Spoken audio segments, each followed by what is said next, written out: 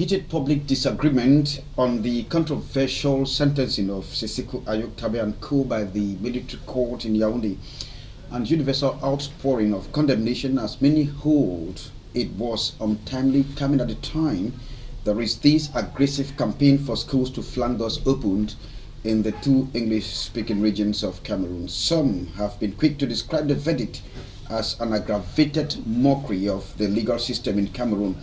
Now, in the face of all these, there is still glimmer of hope for young people in Cameroon who continuously clamor to be empowered as more and more young entrepreneurs are springing up.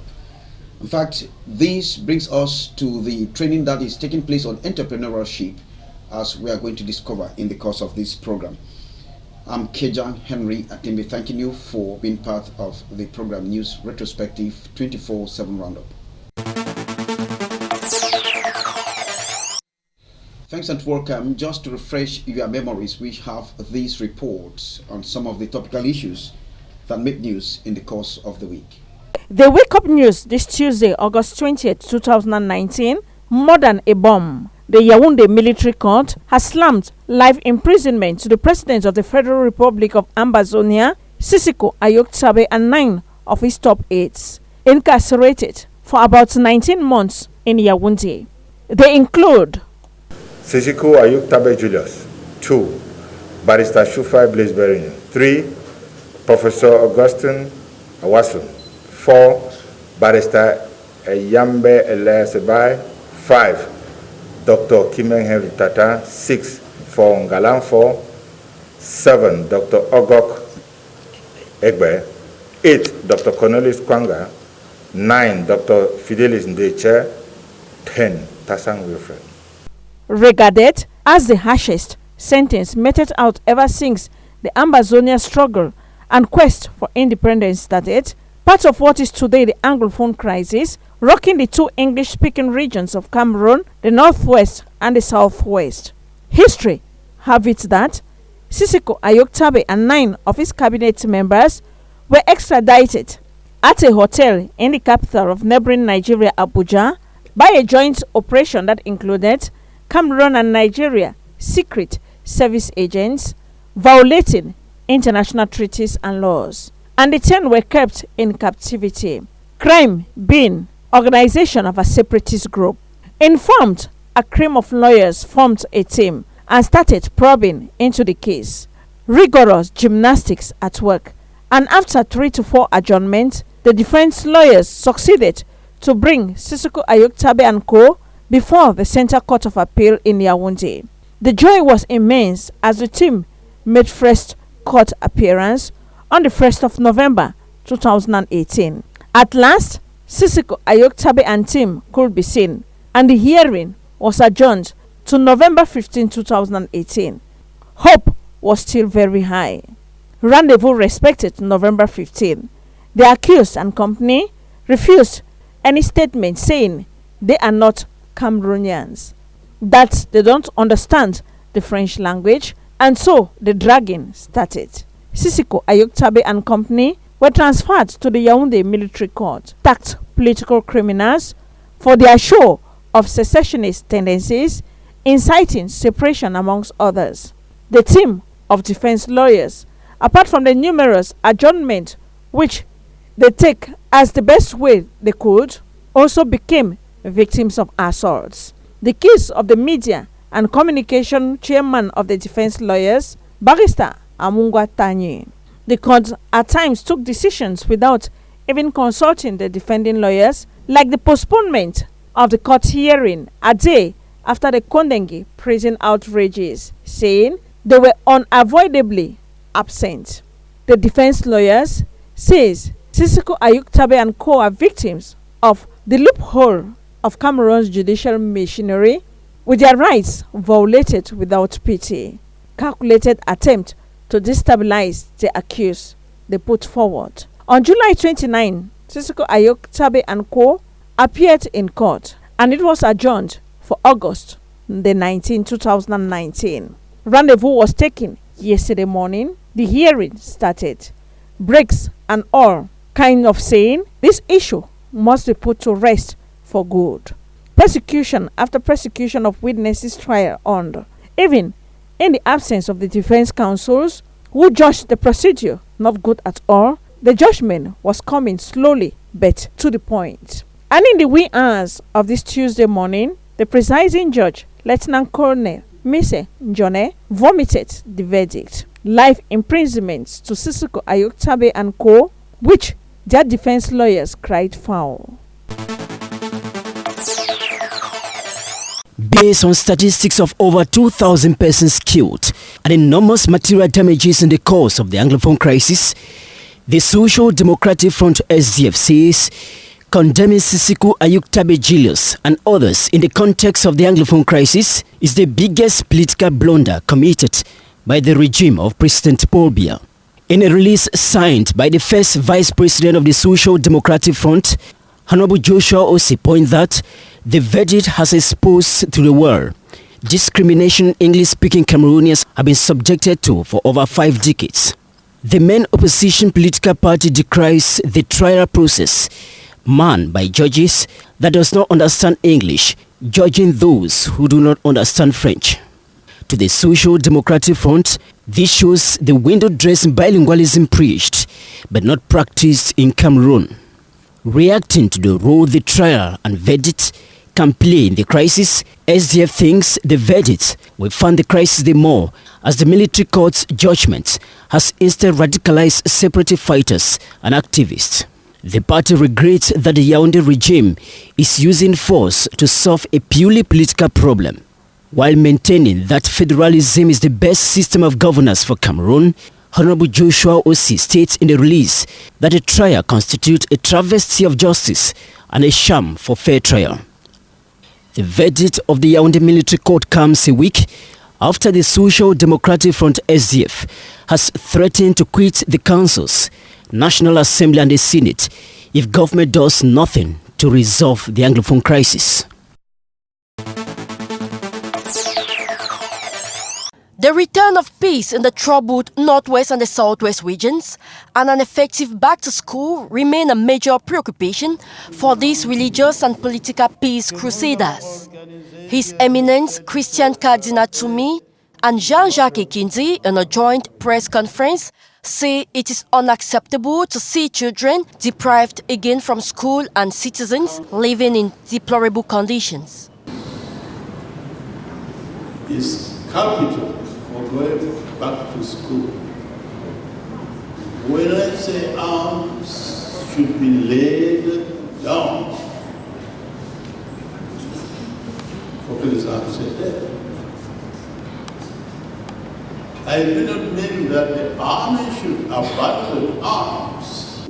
They have expressed the wish to launch a coalition on the 29th of August that will clamor for the return of peace in the Anglophone regions.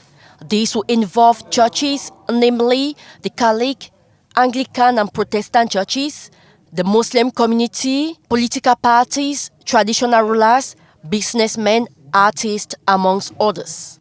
Reacting to the life sentence slammed on Sisiku Ayuk and Co., Cardinal Tumi and Jean-Jacques Ekindi think the court decision will only worsen the already deteriorating situation, adding that the crisis cannot be solved when parties involved are sentenced for life. And as the government said, it's incoherent because to pay 250 billion, I don't know, I really don't know what was there, because you do not have the frame, the problem, the predefinite tax amount. It's just the conviction of the judge. And how can we imagine that the judge can condemn somebody to such an amount of money? Really, this is, and as government said, you put the man in jail and you ask him to pay such an amount of money.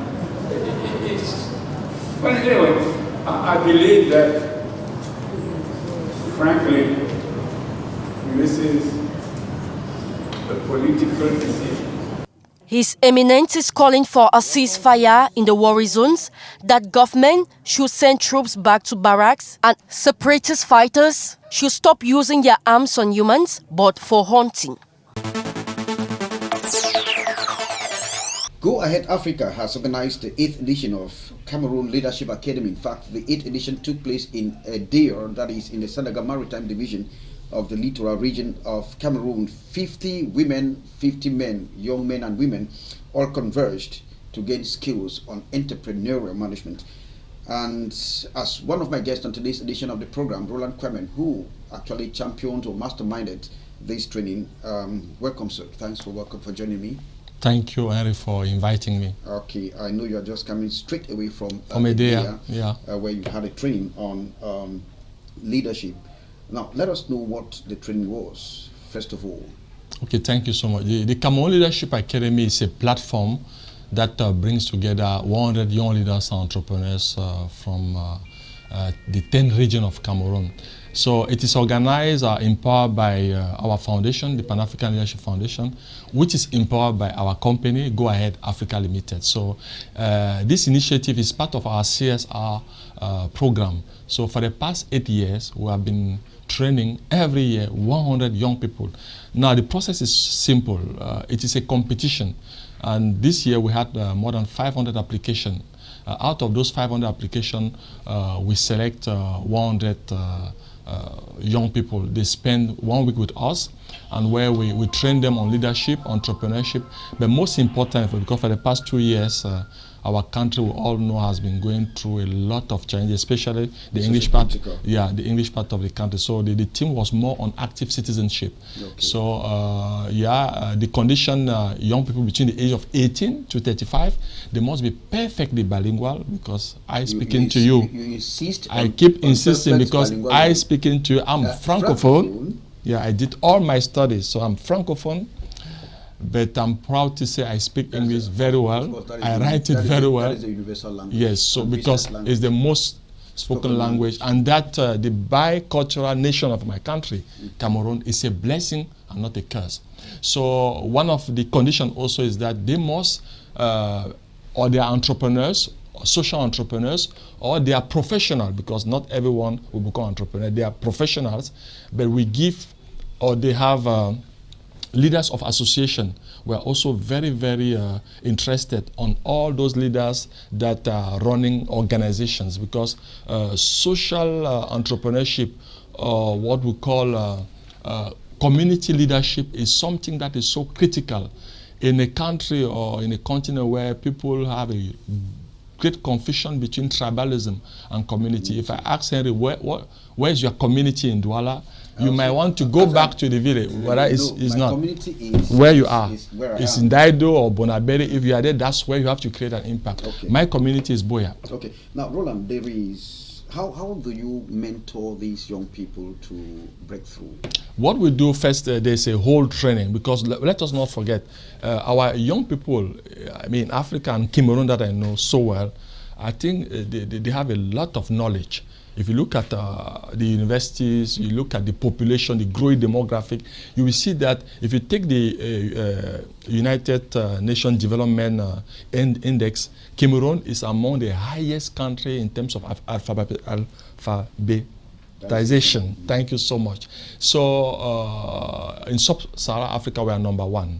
If you take the same many countries with the same population, we have twice the number of students. So it is a great achievement we should be proud of. But where the challenge is that all these millions of young people with knowledge, they lack skills.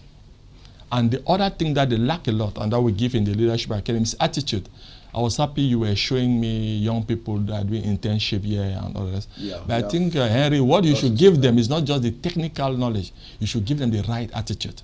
If they don't have it, you are wasting your time. Attitude is key. I have what in my book, The Impact of One, what I've called the triangle of success. You have knowledge, you have skills that is lacking, because one will tell you is a computer engineer, but he's not operational in your company. I run 2 companies, so I know what I'm talking for 25 years. And my passion, young people, I love them, I can die for them, but we should also tell them the truth. And what will make the difference is the attitude. They don't know how to say good morning. They don't dress well. You gave me an appointment for this program in no time. 9 o'clock, and I received a word. I came at which time? You came at 8:45. I left a day at which time? Ask my team. So we should be serious in small things. If you are not serious in small things, you will not be serious in big things. So the academy is about mindset. Killing the ABC syndrome. We should stop accusing others why we are not achieving our goals. We should stop blaming others why we have not achieved our goal. And last but not the least, we should stop complaining. I'm tired in a continent where everything is great in terms of natural resources, but we are still, we can't keep complaining. If you say good morning to a guy working in a big company, how are you? Brother, things are bad. You say good morning to someone who is not working, brother, how are you? Things are bad. I don't understand. The same environment, one is earning an income, but he's not happy. You go to the church on Sunday, people are not smiling. Things are bad. You start to question yourself, where is our faith? You can really see that we are really empty because the substance is totally absent. It's mindset. Our strength is in our mental. You can, in the academy, they spend 1 week with me. They sleep maximum 2 hours a day. And there's one day like yesterday, we call the Venkatra Kono. They spend 24 hours without sleeping. Look, I'm 48 years old. They are 35. But can you imagine that sometimes I'm up and they want to sleep. So it's a matter of mental strength. And it happens here too with my young interns. Now, well, just to remind our televiewers that Roland Kwame is the former president of the Junior Chamber International, and of course has met great world leaders, amongst them Pope John Paul. You met Benedict XVI. Pope Benedict XVI. You met President. Dalai Lama and many head of state. But I don't think, and I keep having a joke. They shouldn't inspire you. Some, not all, because leadership has nothing to do with titles and function. You can have all this title, but it doesn't make you what you have to be. It doesn't make you a leader. And look, if your leadership is defined by JCI president and that, you are not really one. I really want to be remembered like someone. That's why I'm doing the Leadership Academy. What I didn't tell is totally sponsored. It's totally free. They are lodged. I feed them and all for free. Because I think when we are going to leave this world, there are 3 essential people that will be during our burial. Friends, and they will make a testimony, a family member, and a colleague. Henry, what do you want them to say? How do I want to be remembered? I don't want to be remembered as JCI president. By the way, those who are not members, they don't care. They don't care. But let me tell you, as someone who empowered young people, impacted them, told them the truth when it had to be told, but also appreciated them for those who are hardworking. Lazy young people, I don't want just to see them around me. Come on. But hardworking, I will celebrate them. And I will give, and that's why we select out of 500 every year outstanding young people. And Henry, my country is blessed because if you look at those young people, their project and what they can accomplish, they just need the conducive environment to do amazing things. And you remind me that there were 50 men and 50 women. We are very gender from day one. 8 years ago we started because we can't work on one leg. Africa will have a challenge. If you look in my company, more than 60% are women. I strongly believe, not because my role model and the greatest leader that I know after Jesus Christ is my mother. When I look at the history of my mother, what she has accomplished, and I can only say if we trust women in our society, this country will go far. And there is somebody who told me, one financial mogul, who said, I went to drop a document for a lady. I don't want to go further. And he said, I will not take women again because the women have disappointed me. I had 70% of my manpower, my resources, women. Now look at where I am. Of the 70%, 50% are pregnant, they're on maternity leave, and the company is collapsing. So can you bank on the women more than 50%? I will tell you more, and I will go more. If you gave me that you're a friend, I'm ready to help him. Totally wrong. Let me tell you, and thank God I'm not a woman. Come on. Women, they are pregnant, they work. It's not true. Pregnancy is not an illness. Women they are wives. They will take care of their husband, take care of the kid, and women, because naturally, God gave them amazing skin. Then look very well. The men are dying, the women are still. Look, our grandparents. Who is going before? Our grandparents. The men. Look very well. Why? Women are very strong. Should be very careful. I think maybe our friend, you can have all these tools if you don't use them well. Now, if you don't manage them well, you'll be in trouble. The first principle of men entrepreneurs working with women, don't date any of your staff. Never. Very correct. Done. I done for 21 years as an entrepreneur. Never. When you don't date, then you are fine. But if you start to do that, that's where. So I don't know the case very well, but if you give me, I analyze it, I might be afraid that the problem might be your friend and not the woman. And you should not be far from that. Well, Roland, when I look at this program competitively or comparatively rather, yes, it's like a TEEP program that I suppose you know. Yeah, I know very well. Entrepreneur program. Yes. Is it almost the same thing? Just to learn, mine is 8 years ago, so before. My so program is as GCI president. Let me give you. When I finished my presidency, I met two people that really helped me to reshape this vision. First, Pope Benedict XVI in terms of conversation and the great thing he told me. Then the Dalai Lama, who told me, look, Roland, because I asked him, how can we explain that Africa is the richest continent in terms of natural resources, but it's the last continent. When I met him, November 10, 2010 in Osaka, it was my 71st country, so on space, 71 already. Country that you had visited. Yes, so I've really already almost finished my mandate.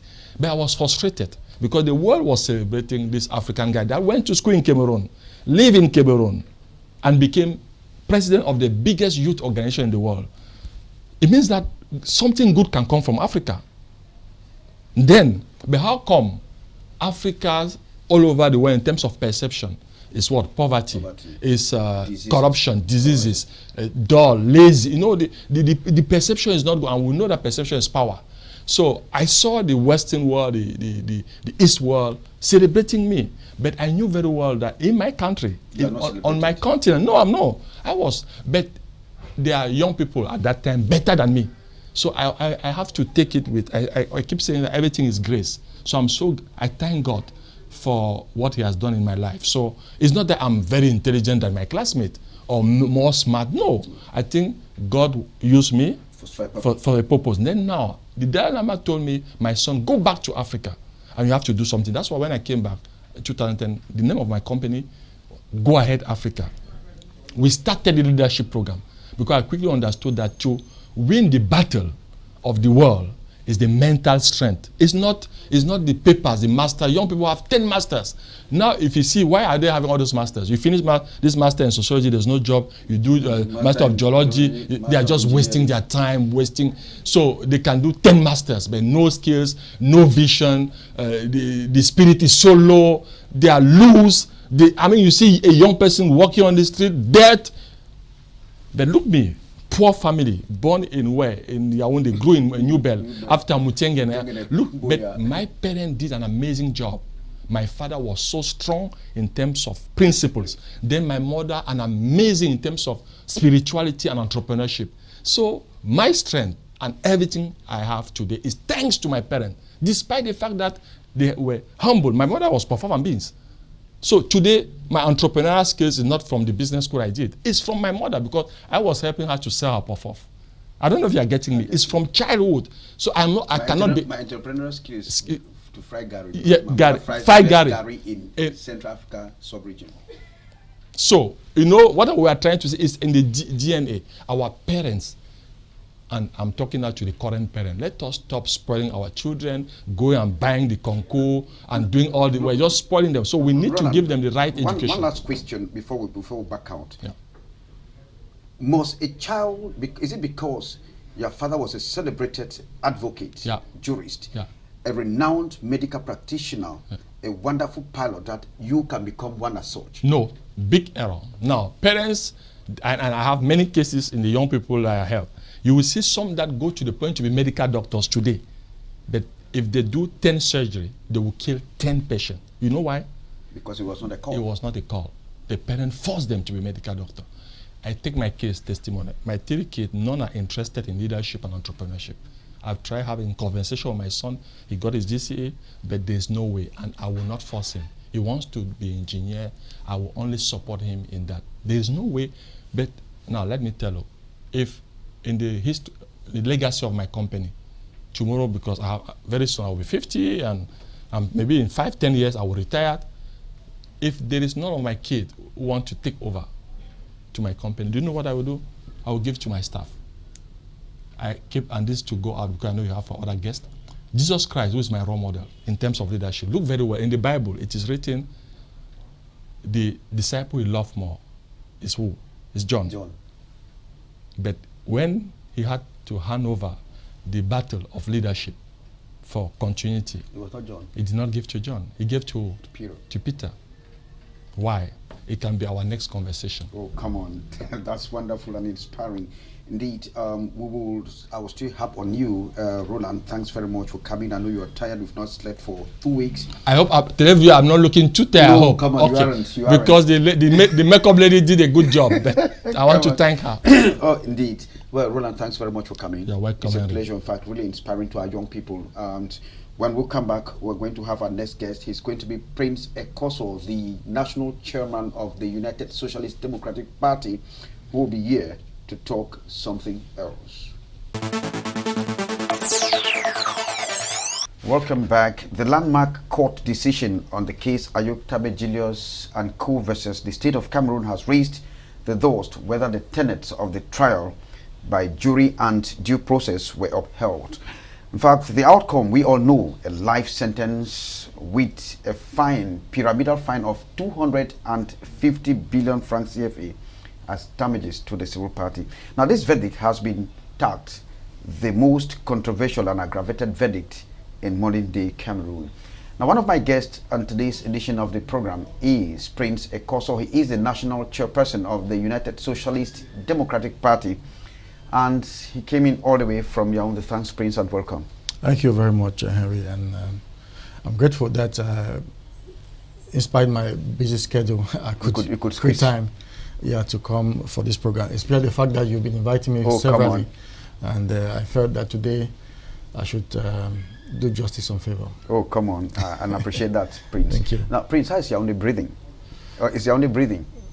Well, it was told that as Yaoundé breathe, it means Cameroon is alive.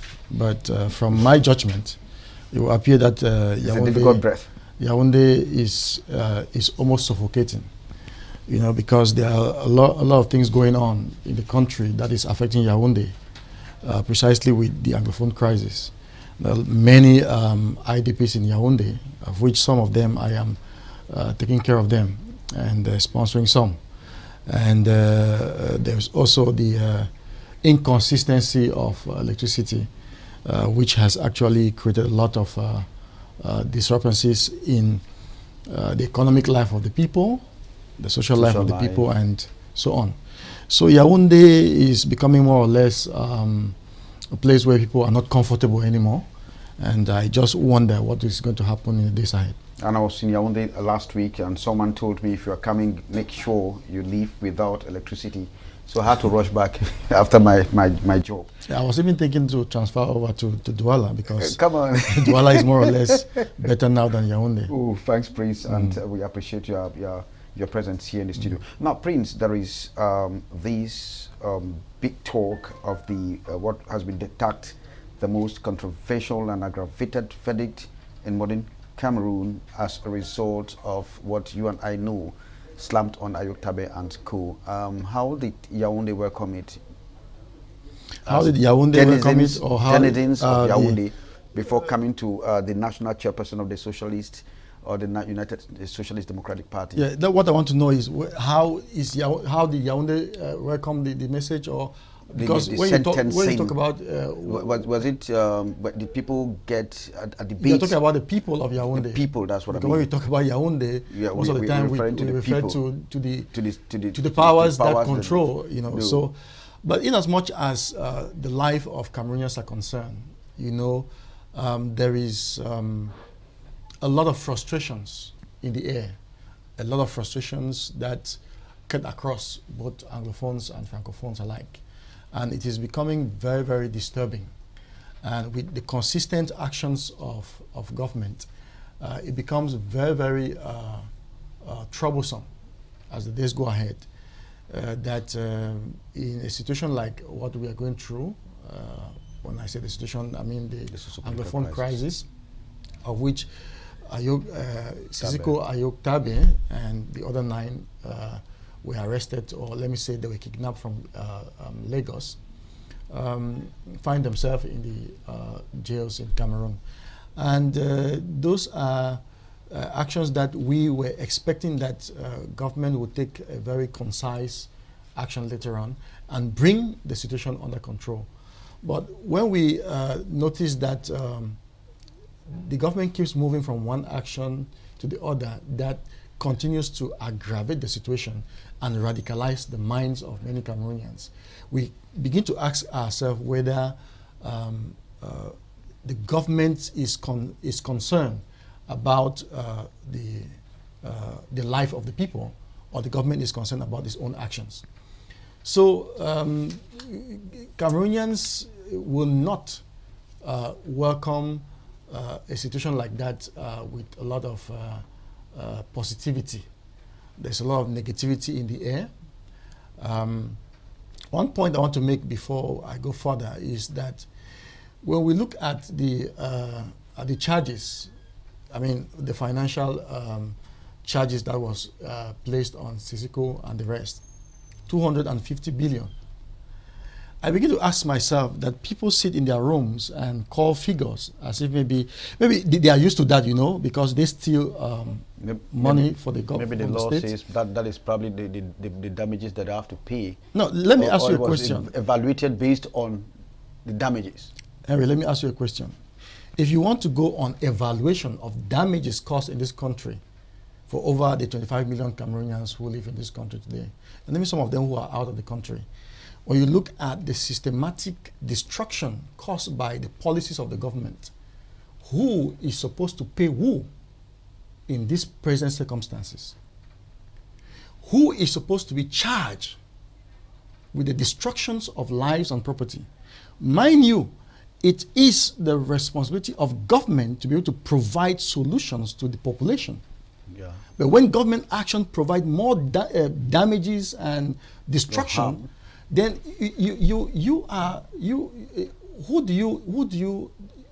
the government does not actually account for anything that happens in this country to anybody, because they feel that they have been put there by themselves, and they have the knife and the yam to decide on the fate of Cameroonians. But one thing I want to be very frank about, and to let the powers that be understand, is that the times have changed, and we must change with the times. And one basic thing that people must understand, I watched Roland expressing himself a while ago here, and he was talking about leadership. And I have always prone and mentioned that leadership is a spiritual responsibility. And when people get into leadership role without having the Spirit of God, it is obvious that they are going to be abusing leadership. And the kind of leadership that we have had in this country for the past decades is one that the characteristic shows that people just get involved into things, and they want to impose their will on people. And naturally, human beings, you can't impose on human beings. At one point in time, the human is going to rebel. That's true. And when the humans start rebelling, and you start using weapons on them, then your leadership is bound to collapse. And no matter how long it's going to take, it is evident that the actions of this regime gives us the reason to say that they have come to the end of the road. Now, the verdict has been considered as a very controversial one, and now they are asking the question whether the tenets of the due process has been respected, because it was so speedily done, and people were not expecting it as such at this point in time when there is a crusade for children to go back to school. Prince? Yeah, I will still refer to some of the things that Roland said a while ago. Okay. I myself am into politics not because I am interested in some of the kind of things that some people are interested in today in politics. I'm into politics because I feel that it is my responsibility as a citizen to be able to discuss on national issues and to be able to provide my own part of the solutions to the problems. And for about 5 years now, I have provided consistent solutions to all of the problems in Cameroon, be it political, social, economic. And now coming back to this particular situation, you know, when Jesus was judged, he was judged in the night. Of course. When he was sentenced in the night. Why?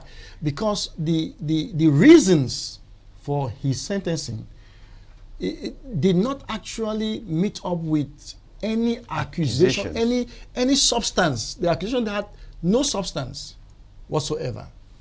And the sentencing of Ayuk and the rest took place throughout the night. And the early part of the morning, they passed the judgment. Those are indications to tell you that justice was denied. I mean, justice was delayed and it was denied. Now, I don't want to go into the nitty-gritties for the issues why Ayuk and the rest were arrested. But there was a point in question. The country is in chaos. The country is in dilemma. The country is in tension. The country is in some kind of quagmire. But now, we have people who are supposed to take decisions. And those decisions are supposed to be in conjunction to be able to bring peace or stability or normalcy with regards to the situation. But now, because it is, in passing, it is alleged that there was a phone call to the judge for the decision to be rendered. So then you begin to ask yourself that, was there a due process? Was it independent? Was it influenced by some political will from some camps? Now, the other point we must be able to take into consideration is this. One of the points I want to quickly make is that I love my country. You know, I do not subscribe to the fact that the country should go the way it is going. But at the same time, when you look at the atrocities and the degradation and the way that the image of the country has become so negative, you know, out there and even inside the country, you begin to ask yourself whether it is worth it, you know. So it is important for people to note that the regime is trying to hold onto something, you know. They feel that if they release Sisiku, Ayuk, and the others, just like that, whereas the Amber Boys are still having maybe weapons. And I must also emphasize that the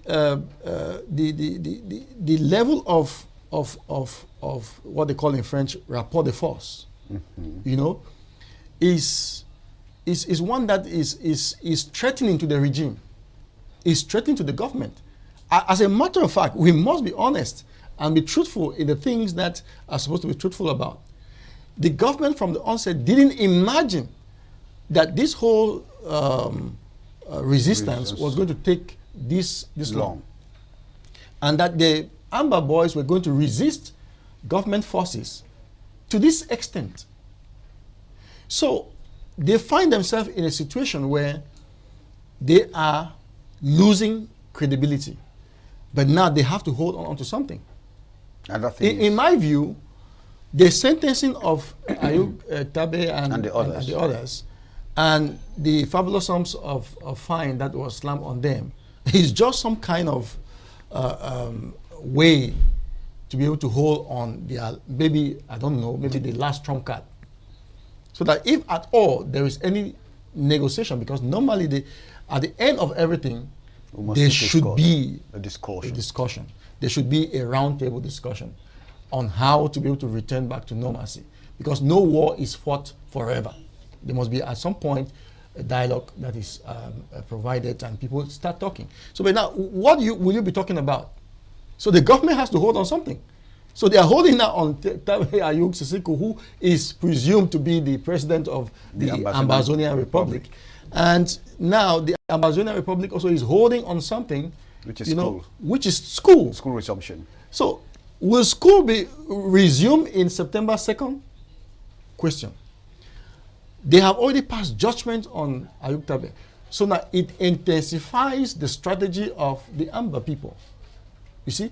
So I was just reading a while ago and trying to ask somebody that the governor of the Northwest organized a meeting with parents, and he was asking, trying to urge parents to convince their children to go back to school and so on and so forth. And the parents were, right? Yeah, and the parents were very, very direct. They told him that in the present circumstance, there is just no way that they can be able to convince their children to go back to school, given the fact that children have been killed in the process of all of this rubbish going on. So how do you, I want to find out, can you, Mr. Henry, send your child to school in Kwakwa? No. Or in Balangi? Kwakwa is in existence, Balangi is in existence. Even my family living in Balangi has fled. Good. Can you send your child to those to school in those kind of atmosphere? The answer is no. So, if school must return, then there must be enabling environment. Exactly. Let me have the reactions very quickly, Prince Kosov, before we come back. Reactions after the court session, then we'll come back. A lawyer fights in court with the law. So the only thing a lawyer and me as a person can do in a case that you are not satisfied is to go on appeal. We were choked. Not just because of that behavior at that time, but because travesty of justice has been the hallmark of this case from inception. Everything they do, they ignore the law. There were times that you want to know that we even left the court in protest, but they choose to still go on without us. One of our clients collapsed in court, and they decided to still proceed with that man dying on the bench. So we really can't understand what is happening. But I will tell you, when he decided to become a judge in his own case, that is the case of the recuser, we equally as lawyers had no other option but to withdraw our appearances in the case, because we would not have joined him to proceed in that illegality and get into a judgment, and the world will be heard here tomorrow that the lawyers sat and participated in that whole lump of illegality. And looking at the magnitude of the charges levied against our clients, ranging from life imprisonment to death sentences, the law had stated clearly that you cannot try someone standing with this kind of heavy charges without lawyers. My brother, you will not believe that the judge insisted and decided to go on. Our clients started protesting, singing songs in court from about 1:38 p.m. to 7:48 or so. And the court did not budge. As rowdy as the court was, that was not a business. The judge behaved as though the judgment was pending somewhere and all he needed is just a road to get to where he was going. Even when the prosecution finished his case and the judge ruled that our clients have a prima facie case to answer, they still pleaded with the judge that he has been recused, and secondly, the charges are too heavy for them to enter a defense without lawyers. The judge still ignored them and proceeded, and we were shocked that in that charade of a trial, he later on decided to pronounce a sentence that took us as thunderstorm, where he handed down life imprisonment to all the accused persons, and then asking them to pay the states of Cameroon and some civil claimants 250 billion francs and a cost of over 12 billion francs CFA. Failure to pay that cost, they will have to serve a 5-year term each. The right is that of the defense. Each time they feel that the judge is not going to be impartial, they have a right to recuse him because they know that they will not have justice. And you can see that A judge who receives a recuser and insists to go on in that matter is manifesting personal interest over the matter. We have more than 2,000 and something judges in Cameroon, or even 3,000. Yes. We don't see why if somebody tells you, I don't like you to do my case, you insist that I must do the case. That tells you the interest that the judge had in that matter as a person. From inception, we understood that that court, which looks as an extension of a military junta, can really not give us justice. But we thought that we were going to get the minimum of procedural conformity. That is, even if you want to deny us justice, just do those little things that are staring at you by the law before you get to judgment. And that is procedure. You don't even deny us justice. You deny us the right to appeal. You deny us the right to raise an objection. You deny us the right to even follow the procedure of the law. And where are we? The lawyer cannot carry a gun and enter the court and shoot somebody. We can only talk with the law. When you don't give the lawyer a right to use the law, what are you doing? The judge even stopped lawyers from talking in court. We have been choking. The attitudes of the Yaoundé military court, I will tell you, it only gives us a reason to see the difference between what we call the common law system and the civil law system. Until I got here, I did not understand that. You quote the law in a state that prides itself to be a state of law, and it is looking at the judge. You give him to read, he reads it and then close the book and put it the other side and go with commandement. As the spokesperson of the Anglophone General Conference, naturally, I am on a personal basis and also on behalf of the conveners, we are disappointed. But since we are a religious group, we believe also in hope. We also believe that perhaps it was necessary for the verdict to be announced, and it's going to give a leeway to the head of state that we have always said he is a person who holds the key to the solution to this crisis, to kind of decree an amnesty. It does, sincerely speaking, because to whom are we going to go and talk now of a necessity to dialogue? People will just say, no, those people don't want to dialogue. You know, when this verdict, the verdict was being postponed perpetually, some of us thought it was like a ruse that at one point, some of them will be freed to participate in any eventual dialogue. So we think that it has radicalized the base. In other words, they have thrown the spanner into the work. What next is that we are pleading once again for the understanding on the part of the government to understand that violence or unilateral triumphalist decision doesn't solve problems. We are all brothers and sisters, and that when you love your brother, you forgive, and that you use a dose of understanding. So what next is that we think at one point there's going to be an amnesty and those who are in detention will be freed. It is certainly going to jeopardize back to school. And that is why it beats my imagination that the same government that is clamoring for return to school will be the same government that at the same point in time will declare or take such a decision. Some will say to me, there is an independent judiciary. First of all, I would say, concerning the judgment, I wasn't surprised about the outcome.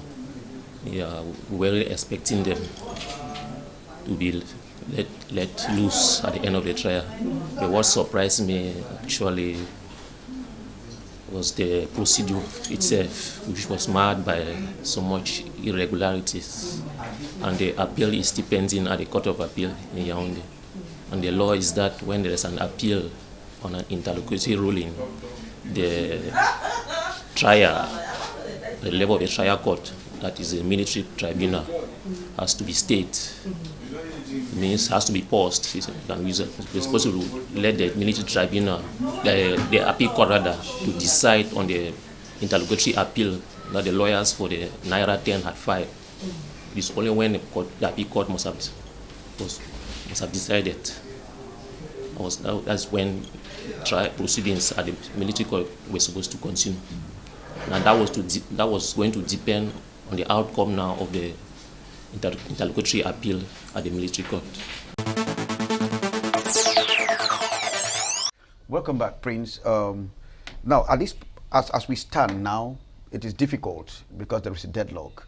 Do you think the sentencing at this point in time means something to the government? Is the government banking on something for doing that? Yeah, like I said a while ago, the government. Otherwise, they would have prolonged the judgment or the trial rather to probably after 2 months after school resumption. But they did it at the eve of school resumption.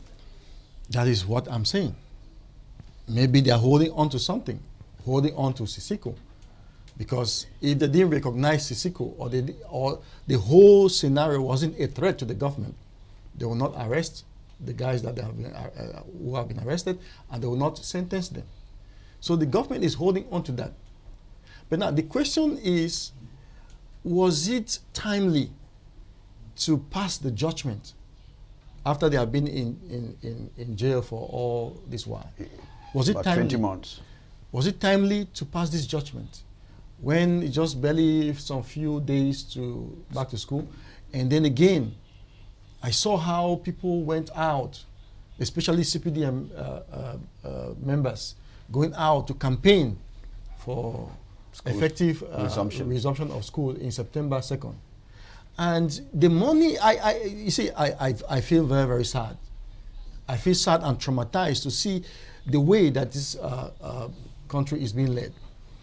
The money that the government allocates for CPDM members to go and campaign, but I ask myself, does this country belong to CPDM? So those are the ways that we find it extremely strange that they have reduced this country to a political party. And that political party is controlled by a handful of people.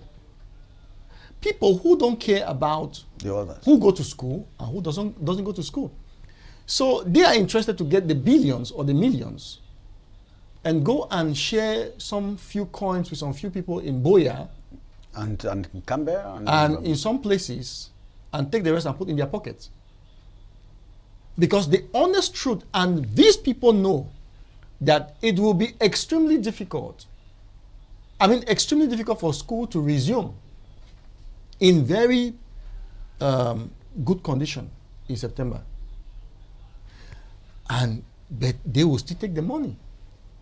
And one of the things I want Cameroonians to know is that some of them who go about campaigning for school, they come behind and they say that we are just doing this thing because it will not work.